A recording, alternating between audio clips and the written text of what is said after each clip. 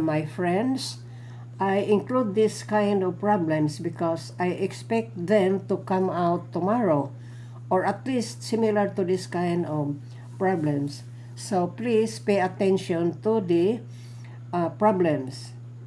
So this one is what we call the second sentence, the algebraic expression.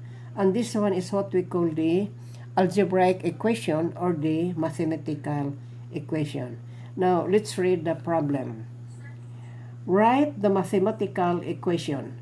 5 subtracted from twice the number is 7 less than the number. So 5 subtracted from twice the number. So our number is x, so we have twice, we have 2x, and then it is the 5 is subtracted from the 2x, so we have there minus 5 is equal to, is 7 less than the number, so x minus 7.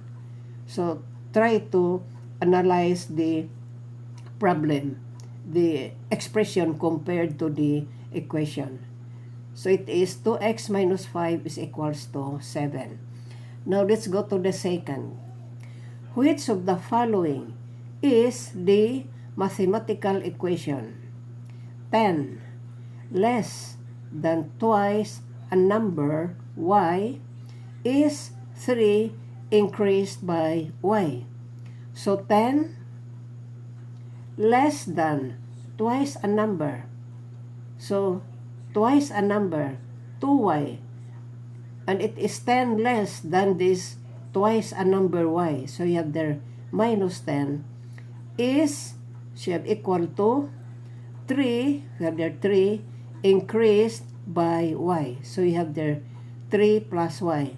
So the mathematical equation is 2y minus 10 is equal to 3 plus y. Now let's go to the third. Write the mathematical equation. Russ has been a doctor for n years now. In 9 years, she will be 18 years in her profession. So, she is now n years.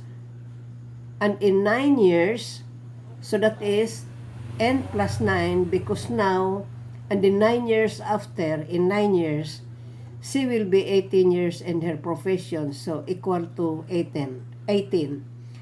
So, the equation is n plus 9 is equal to 18.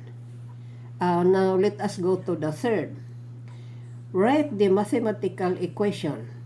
60 less than a number is 28. So 60 less than a number. So if our number is x, so x minus 60 is equal to 28.